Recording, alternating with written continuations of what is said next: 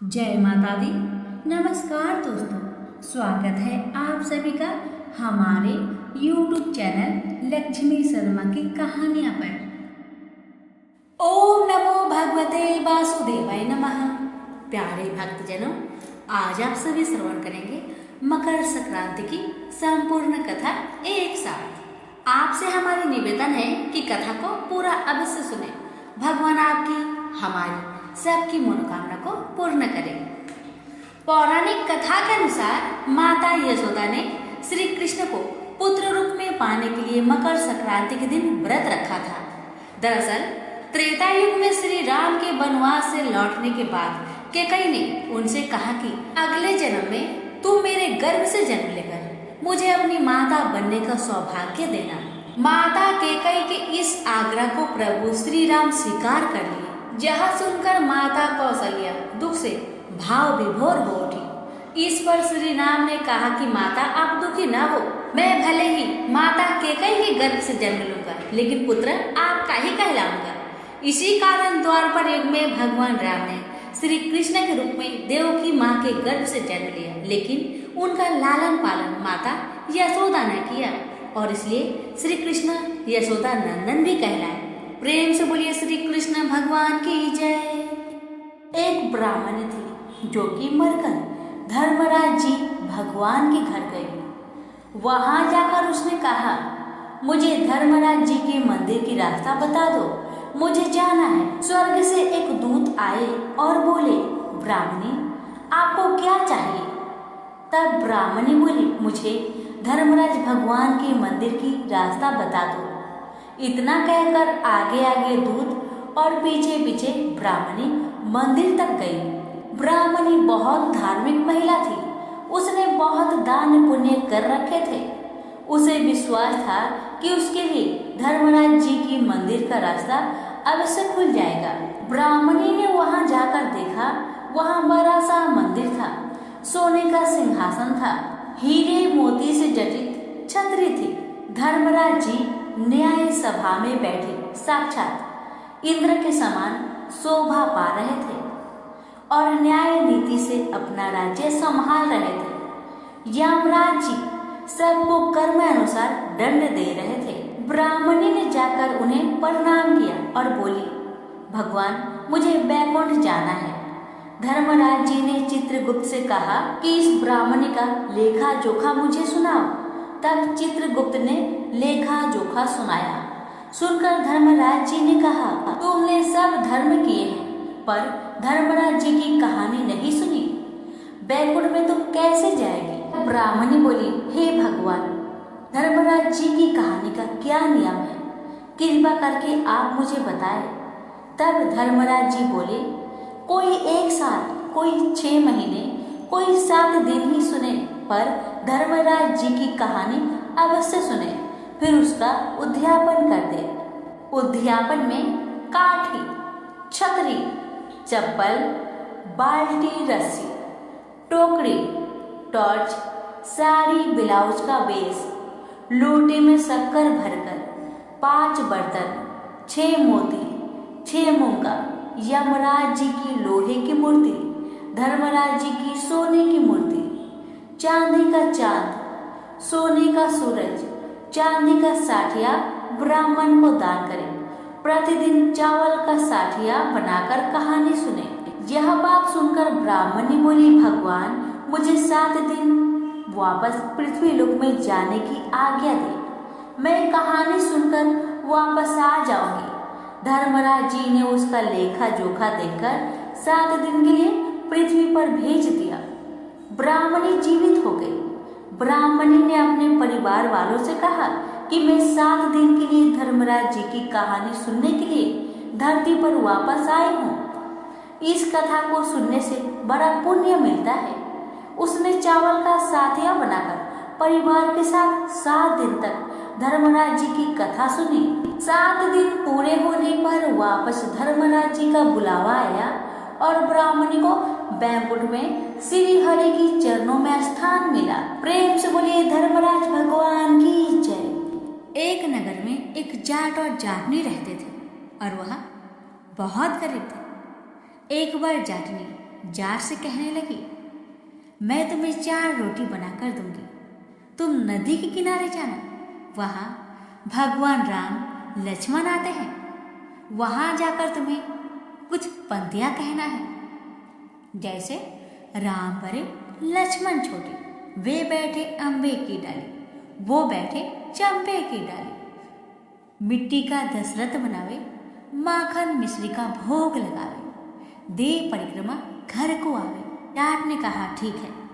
अब जाट रास्ते भर इन पंक्तियों को याद करता गया, पर जैसे ही नदी किनारे पहुंचा वैसे ही पंक्ति को भूल गया और कहने लगा, लक्ष्मण बड़े राम छोटे, वे बैठे अम्बे की डाली, वे बैठे चंपे की डाली, मिट्टी का दशरथ बनावे, माखन मिश्री का भोग लगावे, दे परिक्रमा घर को आवे। अब जाट की बातें सुनकर भगवान राम लक्ष्मण से कहते हैं, लक्ष्मण, इसने तुम्हें बड़ा बताया है, इसे कुछ दे दो। तब लक्ष्मण ने कहा, हे राम, हे भैया, इसकी बुद्धि मलिन हो गई है, यह बड़ा ही मूर्ख व्यक्ति है, कहीं राम से भी इस दुनिया में कोई बड़ा है? तब भगवान राम बोले, नहीं लक्ष्मण, इसने तुम्हें बड़ा बताया है तो तुम्हें तो कुछ देना ही होगा, इसे कुछ दे दो। राम जी की बात सुनकर लक्ष्मण ने थोथे बांस में कुछ मोहर असरफी भरकर उसे दे दिया। रास्ते में मोहर असरफी को चोर लूट ले गए। जब जाट घर गया तो जाटनी ने पूछा, कुछ मिला तुम्हें? तो जाट बोला, मिला तो था, दुर्भाग्यवश चोर ने उसे लूट लिया। जाटनी ने कहा, कोई बात नहीं, कल फिर जाना। अगले दिन फिर जाटनी ने 4 रोटी बनाकर जाट को दे दिया और फिर सिखाया कि इस प्रकार पंक्तियाँ को बोलना। तो जाट बोला, राम बड़े लक्ष्मण छोटे, वे बैठे अम्बे की डाली, वे बैठे चंपे की डाली, मिट्टी का दशरथ बनावे, माखन मिश्री का भोग लगावे, दे परिक्रमा घर को आवे। जाट फिर रास्ते भर इस पंक्तियों को याद करते गया, पर जैसे ही नदी के पास पहुंचा वह भूल गया और फिर कहने लगा, लक्ष्मण बड़े राम छोटे, वे बैठे अम्बे की डाली, वे बैठे चंपे की डाली, मिट्टी का दशरथ बनावे, माखन मिश्री का भोग लगावे, दे परिक्रमा घर को आवे। फिर भगवान राम बोले, हे लक्ष्मण, यह व्यक्ति आज भी तुम्हें ही बड़ा बता रहा है, तुम इसे कुछ दे दो। फिर लक्ष्मण जी बोले, इसकी बुद्धि बहुत ही खराब हो गई है, मूर्खमती वाला व्यक्ति है, कभी राम से बड़ा इस दुनिया में कोई हुआ है? तब भगवान राम बोले कि लक्ष्मण, इसने तुम्हें बड़ा बताया है, इसलिए तुम इसे कुछ दे दो। लक्ष्मण जी ने इस बार भी जाट को सोने की ईंट दे दी। रास्ते में फिर चोरों ने उसे लूट लिया। जब जाट घर गया तो जाटनी ने पूछा, तुम्हें कुछ मिला है? जाट बोला, मिला तो था, लेकिन रास्ते में चोरों ने लूट लिया। जाटनी ने जाट से पूछा, तुम मुझे पंक्तियाँ सुनाओ, तुम नदी के पास जाकर कौन सी पंक्तियाँ सुनाते हो, एक बार बताओ। तो जाट बोला, लक्ष्मण बड़े राम छोटे, वे बैठे अम्बे की डाली, वो बैठे चंपे की डाली, मिट्टी का दशरथ बनावे, माखन मिश्री का भोग लगावे, दे परिक्रमा घर को आवे। जाट के मुख से पंक्तियाँ सुनकर जाटनी बोली, तुम तो बड़े ही भोले हो, कहीं राम से बड़ा इस दुनिया में कोई हुआ है? अब कल फिर जाना, अब इस बार ठीक ठीक बोलना।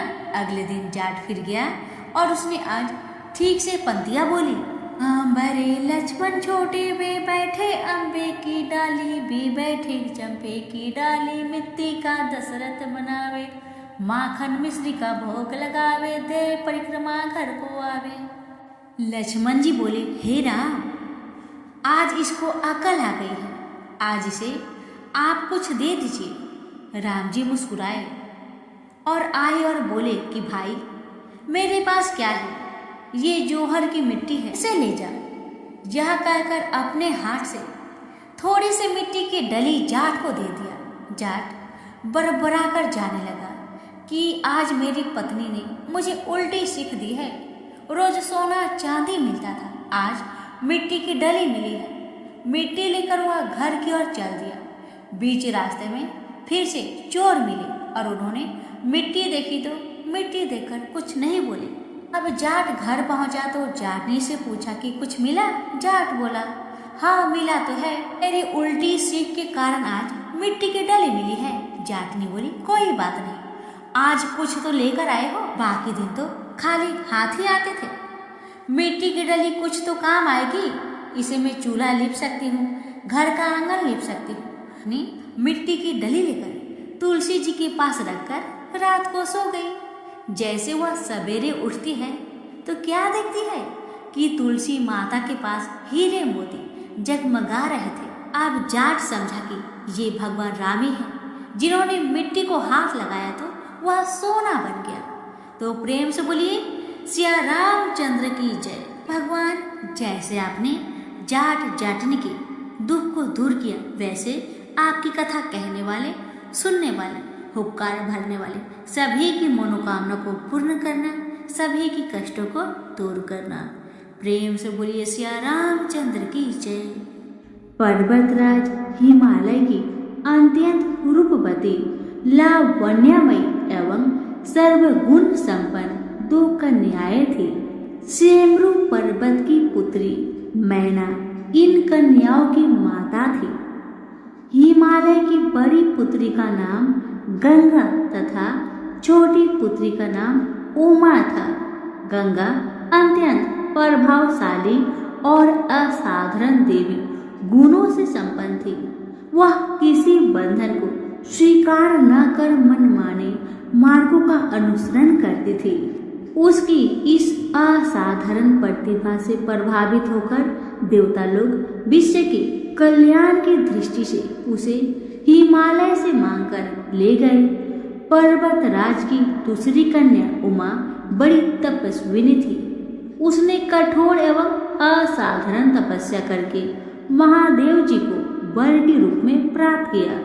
विश्वामित्र के इतना कहने पर राम ने कहा, हे भगवान, जब गंगा को देवता लोग सुरलोक ले गए तो वह पृथ्वी पर कैसे अवतरित हुई और गंगा को त्रिपथ गंगा क्यों कहते हैं? इस पर ऋषि विश्वामित्र ने बताया, महादेव जी का विवाह तो उमा के साथ हो गया था, किंतु 100 वर्ष तक भी उनके किसी संतान की उत्पत्ति नहीं हुई। एक बार महादेव जी के मन में संताप उत्पन्न करने का विचार आया। जब उनके इस विचार की सूचना ब्रह्मा जी सहित देवताओं को मिली तो वे विचार करने लगे कि शिव जी के संतान के तेज को कौन संभाल सकेगा। उन्होंने अपनी इस शंका को शिव जी के सम्मुख प्रस्तुत किया। उनके कहने पर अग्नि ने यह भार ग्रहण किया और परिमाण स्वरूप अग्नि के समान महान तेजस्वी स्वामी कार्तिकेय का जन्म हुआ। देवताओं के इस षड्यंत्र से उमा के संतान होने में बाधा पड़ी तो उन्होंने क्रोध होकर देवताओं को श्राप दिया कि भविष्य में वे कभी पिता नहीं बन सकेंगे। इस बीच सुरलोक में विचरण करती हुई गंगा से उमा की भेंट हुई। गंगा ने उमा से कहा कि मुझे सुरलोक में विचरण करते हुए बहुत दिन हो गए हैं। मेरी इच्छा है कि मैं अपनी मातृभूमि पृथ्वी पर विचरण करूं। उमा ने कहा, गंगा अवशासन दिया कि वे इसके लिए कोई प्रबंध करने का प्रयत्न करेगी। वत्स राम, तुम्हारी ही अयोध्यापुरी में सागर नाम के एक राजा थे। उनके कोई पुत्र नहीं था। सागर की पटरानी केसनी विदर्भ प्रांत के राजा की पुत्री थी। केसिनी सुंदर, धर्मात्मा और सत्यपरायण थी। सागर की दूसरी रानी का नाम सुमति थी, जो राजा अरिष्ट नेमि की कन्या थी। दोनों रानियों को लेकर महाराज सागर हिमालय के भृगु प्रसवन नामक प्रांत में जाकर पुत्र प्राप्ति के लिए तपस्या करने लगे। उनकी तपस्या से प्रसन्न होकर भृगु ने उन्हें वर दिया कि तुम्हें बहुत से पुत्रों की प्राप्ति होगी। दोनों रानियों में से एक का केवल एक ही पुत्र होगा, जो कि वंश को बढ़ाएगा, और दूसरी के 60,000 पुत्र होंगे। कौन सी रानी कितने पुत्र चाहती है, इसका निर्णय वे स्वयं वापस में मिलकर कर ले। कोसनी ने वंश को बढ़ाने वाले एक पुत्र की कामना की और गरुड़ की बहन सुमति ने 60,000 बलवान पुत्र की। उचित समय पर रानी कोसनी ने असमंजस नामक पुत्र को जन्म दिया। रानी सुमति के गर्भ से एक टुम्बा निकल, जिसे फोड़ने पर छोटे छोटे 60,000 पुत्र निकले। उन सबका पालन पोषण घी के घरों में रखकर किया गया। कालचक्र बीतता गया और सभी राजकुमार युवा हो गए। सागर का ज्येष्ठ पुत्र असमंजस बड़ा दुराचारी था और उसे नगर के बालकों को सरयू नदी में फेंककर उन्हें डूबते हुए देखने में बड़ा आनंद आता था। इस दुराचारी पुत्र से दुखी होकर सागर ने उसे अपने राज्य से निर्वासित कर दिया। असमंजस के अंशुमान नाम का एक पुत्र था। अंशुमान अत्यंत सदाचारी और पराक्रमी था। एक दिन राजा सागर के मन में अश्वमेध यज्ञ करवाने का विचार आया। शीघ्र ही उन्होंने अपने इस विचार को कार्य रूप में परिवर्तित कर दिया। राम ने ऋषि विश्वामित्र से कहा, गुरुदेव, मेरी रुचि आपने पूर्वज सागर की यज्ञ कथा को विस्तार पूर्वक सुनने में है। अतः कृपा करके इस वृत्तांत को पूरा पूरा सुनाइए। राम के इस तरह कहने पर ऋषि विश्वामित्र प्रसन्न होकर कहने लगे, राजा सागर ने हिमालय एवं विंध्याचल के बीच की हरी भरी भूमि पर एक विशाल यज्ञ मंडप का निर्माण करवाया। फिर अश्वमेध यज्ञ के लिए श्याम कर्ण घोड़ा छोड़कर उसकी रक्षा के लिए पराक्रमी अंशुमान को सेना के साथ उसके पीछे भेज दिया। यज्ञ की संभावित सफलता के परिमाण की आशंका से भयभीत होकर इंद्र ने एक राक्षस का रूप धारण करके उस घोड़े को चुरा लिया। घोड़े की चोरी की सूचना पाकर सागर ने अपने 60,000 पुत्रों को आदेश दिया कि घोड़ा चुराने वाले को पकड़कर या मारकर घोड़ा वापस लाओ। पूरी पृथ्वी खोजने पर भी जब घोड़ा नहीं मिला तो इस आशंका से कि किसी ने घोड़े को तय खाने में न छुपा रखा हो, सागर के पुत्रों ने संपूर्ण पृथ्वी को खोदना आरंभ कर दिया। उनके इस कार्य से असंख्य भूमितल निवासी प्राणी मारे गए। खोदते खोदते वे पाताल तक जा पहुंचे।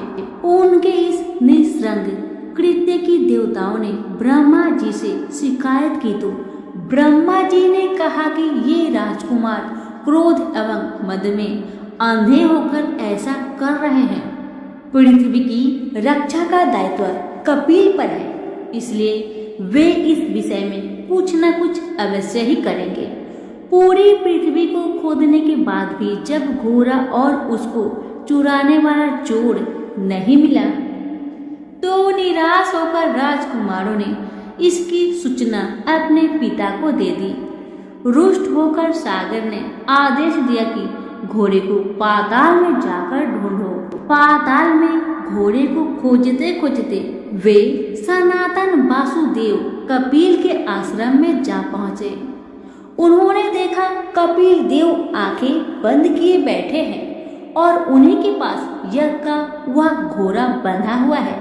उन्होंने कपिल मुनि को घोड़े का चोर समझकर उनके लिए अनेक दुर्वचन कहे और उन्हें मारने के लिए दौड़े। सागर के इन कुकृत्यों से कपिल मुनि की समाधि भंग हो गई। उन्होंने क्रोध होकर सागर के उन सब पुत्रों को भस्म कर दिया। जब महाराज सागर को बहुत दिनों तक अपने पुत्र की सूचना नहीं मिली तो उन्होंने अपने तेजस्वी पौत्र अंशुमान को अपने पुत्रों तथा घोड़े का पता लगाने के लिए आदेश दिया। वीर अंशुमान शस्त्रों से सुसज्जित होकर उसी मार्ग से पाताल की ओर चल पड़ा जिसे उसके चाचाओं ने बनाया था। मार्ग में जो भी पूजनीय ऋषि मुनि मिले उनका यथोचित सम्मान करके अपने लक्ष्य के विषय में पूछता हुआ उस स्थान तक पहुंच गया जहां पर उसके चाचाओं के भस्मीभूत शरीरों की राख पड़ी थी और पास ही यज्ञ का घोड़ा जल रहा था। अपने चाचाओं के भस्मीभूत शरीर को देखकर उसे बहुत दुख हुआ। उसने उनका तर्पण करने के लिए जलाशय की खोज की, किंतु उसे कहीं जलाशय दिखाई नहीं पड़ा। तभी उसकी दृष्टि अपने चाचाओं के मामा गरुड़ पर पड़ी। उन्हें सादर प्रणाम करके अंशुमान ने पूछा कि बाबा जी, मैं इनका तर्पण करना चाहता हूँ। पास में यदि कोई सरोवर हो तो कृपा करके उसका पता बताइए। यदि आप इनकी मृत्यु के विषय में कुछ जानते हैं तो वह भी मुझसे बतलाने की कृपा करें। गरुड़ जी ने बताया कि किस प्रकार उसके चाचाओं ने कपिल मुनि के साथ उद्घट व्यवहार किया था, जिसके कारण कपिल मुनि ने उन सबको भस्म कर दिया। इसके पश्चात गरुड़ जी ने अंशुमान से कहा कि ये सब अलौकिक शक्ति वाले दिव्य पुरुष के द्वारा भस्म किए गए हैं, अतः लौकिक जल से तर्पण करने से इनका उद्धार नहीं होगा। केवल हिमालय की ज्येष्ठ पुत्री गंगा के जल से ही तर्पण करके इनका उद्धार संभव है।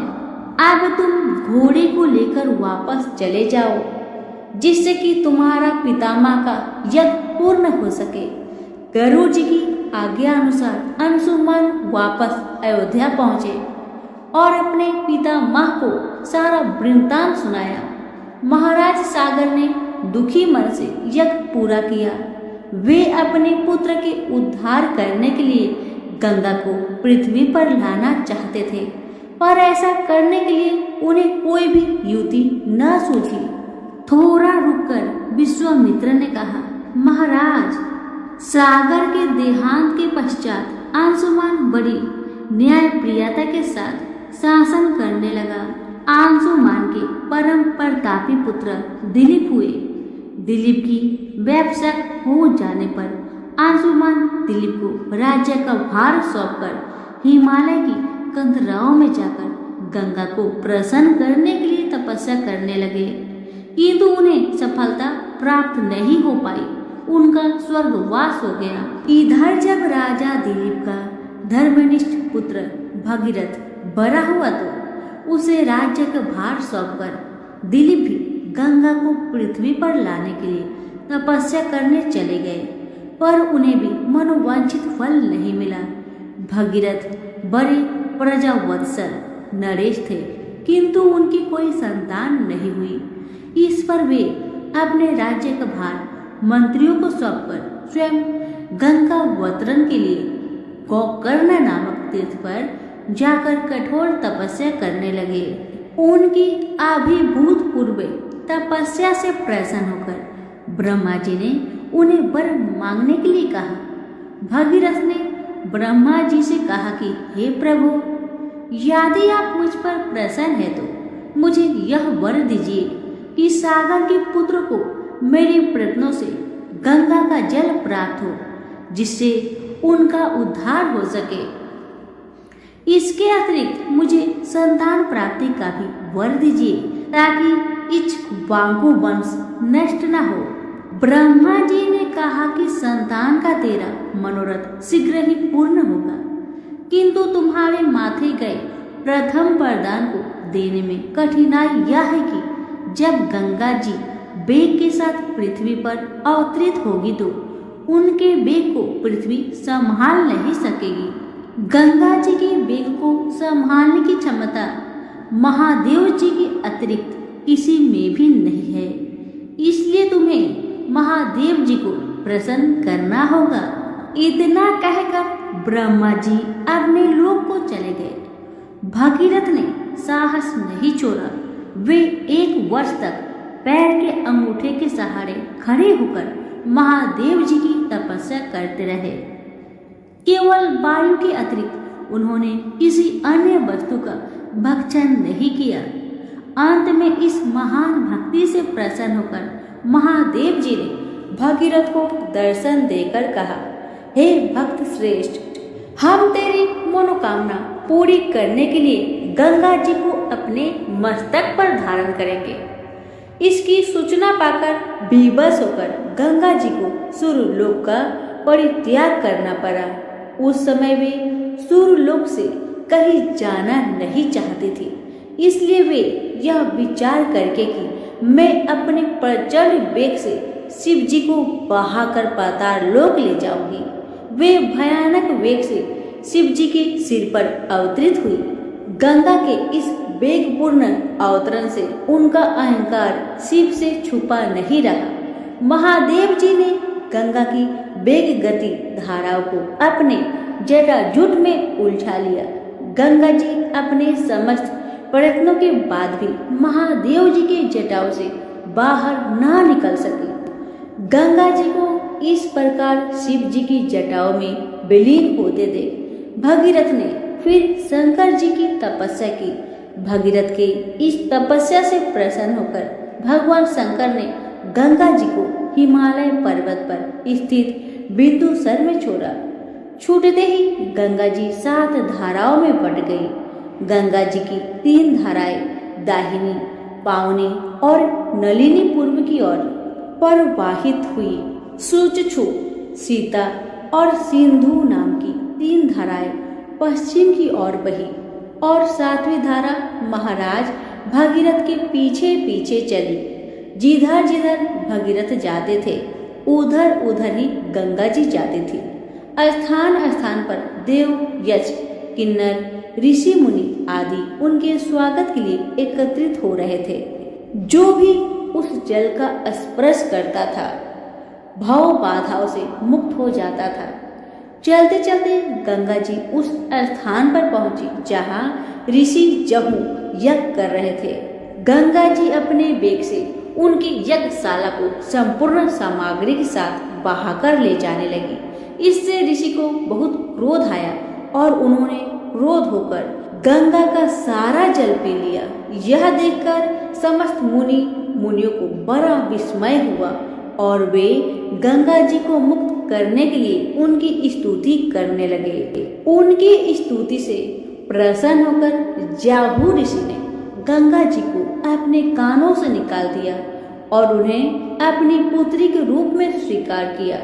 तब से गंगा जाह्नवी कहलाने लगी। इसके पश्चात वे भागीरथ के पीछे पीछे चलते चलते समुद्र तक पहुंच गए और वहां से सागर के पुत्रों का उद्धार करने के लिए रसातल में चले गए। उनके जल के स्पर्श से भस्मीभूत हुए सागर के पुत्र निष्पाप होकर स्वर्ग गए।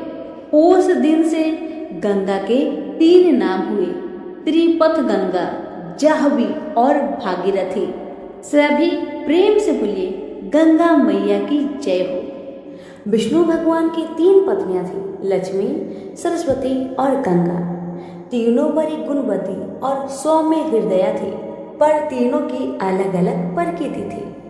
तीनों भगवान विष्णु के प्रति मन में अनन्य प्रेम रखते थे। स्वयं विष्णु भगवान भी तीनों को अनन्य प्रेम करते थे।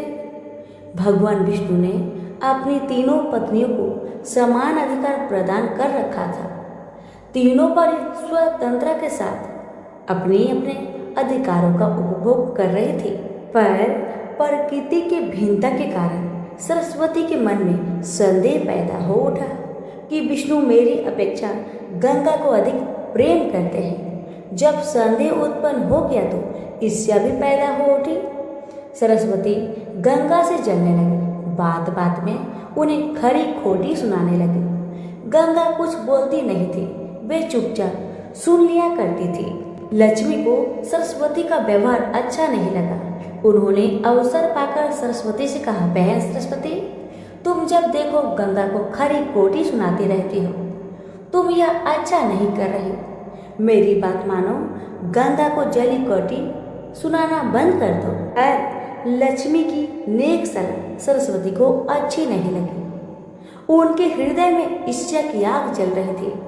उन्होंने सोचा कि लक्ष्मी गंगा का पक्ष ले रही है, अतः उनके हृदय की आग और भी अधिक भड़क उठी। वे क्रोध भरे स्वरों में बोली, लक्ष्मी, तुम गंगा का पक्ष लेकर मेरा अपमान कर रही हो। मैं इसे सहन नहीं कर सकती। मैं तुम्हें श्राप देती हूँ, तुम नदी बनकर धरती पर प्रवाहित हो जाओ। लक्ष्मी बड़ी शांत प्रकृति की थी। वे सरस्वती के श्राप को सुनकर भी शीतल बनी रही।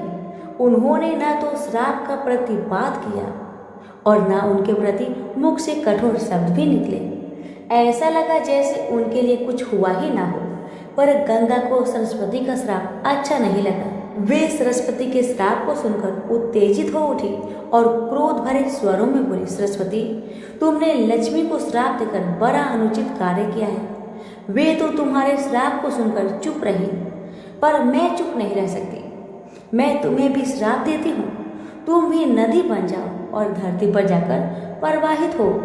यह सुनकर सरस्वती के मन की आग और भी अधिक भड़क उठी।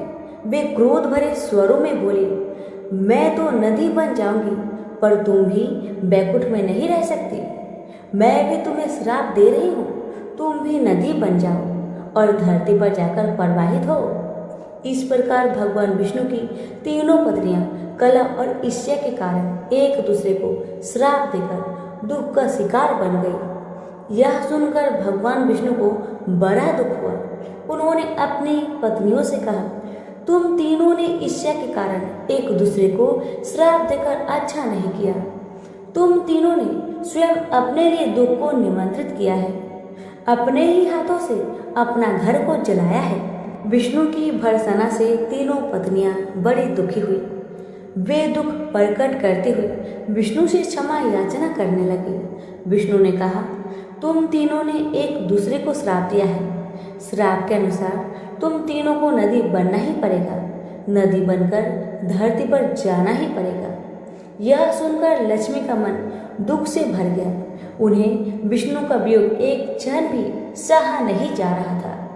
वे अपने प्राणों को आंसुओं के रूप में बहाती हुई बोली, प्रभु मुझ पर दया कीजिए, मैं एक क्षण भी आपके बिना नहीं रह सकती।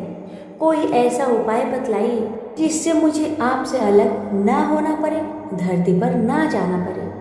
विष्णु ने कहा, लक्ष्मी, तुम्हें धरती पर जाना ही पड़ेगा, किंतु तुम्हारे हृदय में कपट और ईर्ष्या का भाव नहीं है, अतः तुम मुझे बहुत प्रिय हो।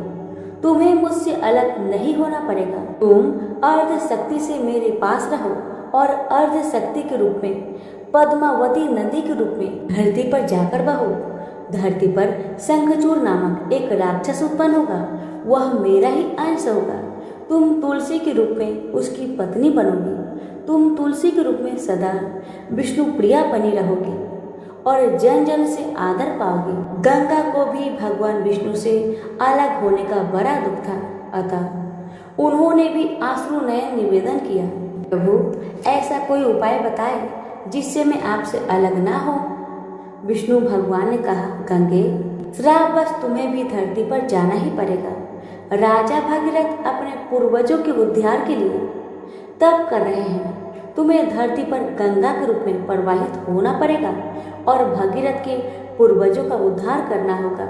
तुम भगीरथ के पूर्वजों का उद्धार करके समुद्र में मिल जाओ। समुद्र मेरा ही रूप है, अतः तुम सदा मुझ में ही रहोगी। तुम स्वर्ग से उतरने पर शिव की जटाओं में रहोगी। शिव और मुझ में कोई अंतर नहीं है, इस रूप में भी तुम सदा मुझ में ही रहोगी। सरस्वती चुपचाप विष्णु की बातें को सुन रही थी।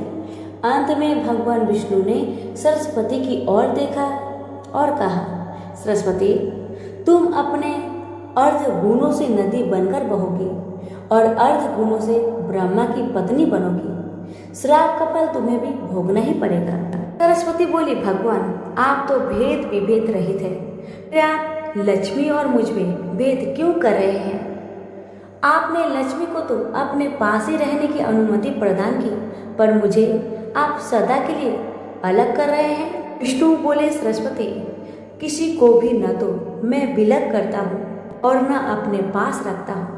मेरी किसी में न तो आसक्ति है और न किसी में विरक्ति है। सबको अपने अपने गुणों और कर्मों के अनुसार ही मेरा सहचर्य प्राप्त होता है। लक्ष्मी निष्कपट हृदय की है, वे ना तो किसी से ईर्ष्या करती है, ना किसी से वैर रखती है। वे सबसे प्रेम करती है और यही कारण है कि वे सदा मेरे साथ रहती है, पर तुम ईर्ष्या और क्रोध के वशीभूत रहती हो। यही कारण है कि तुम्हें मुझसे अलग होना पड़ रहा है। विष्णु के कथन को सुनकर सरस्वती मौन हो गई।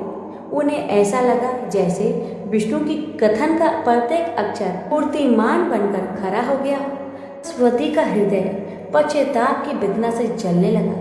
पर अब क्या हो सकता था? अब तो तीर उनके हाथों से छूट चुका था।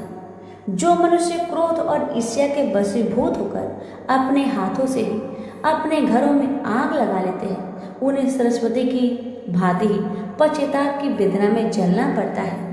तो प्रेम से बोलिए लक्ष्मी नारायण की जय। किसी गांव में एक बूढ़ी माई रहती थी। वह बहुत गरीब थी और आंखों से अंधी भी थी। उसका एक बेटा और बहू थी। वह बुढ़िया सदैव गणेश महाराज की पूजा किया करती थी। एक दिन गणेश भगवान उसकी श्रद्धा भक्ति को देखकर बहुत प्रसन्न हुए। गणेश भगवान ने सोचा, ये बुढ़िया माई तो आंखों से अंधी है, फिर भी मेरी पूजा पाठ कितना श्रद्धा के साथ करती है, इसलिए मुझे इसके लिए कुछ करना चाहिए।